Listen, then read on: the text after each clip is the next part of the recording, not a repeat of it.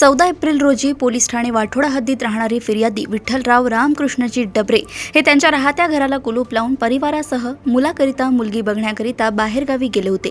त्यावेळी कोणीतरी अज्ञात चोरट्याने फिर्यादीच्या घराचं मुख्य दाराचं कुलूप व सेंट्रल लॉक तोडून घरात प्रवेश करून बेडरूममधील अलमारीतील रोख रक्कम 5 लाख रुपये व सोन्या चांदीचे दागिने असा एकूण किंमती अंदाजे 7,93,000चा मुद्देमाल चोरून नेला।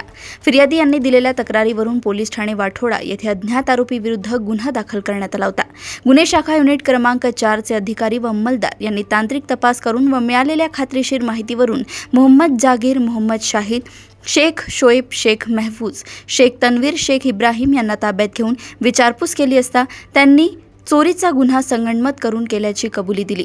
आरोपींच्या ताब्यातून गुन्ह्यात चोरी केलेले सोन्या चांदीचे दागिने व रोख रक्कम 1,25,630 रुपये असा एकूण किंमती अंदाजे 3,64,130 रुपयांचा मुद्देमाल जप्त करण्यात आला आहे।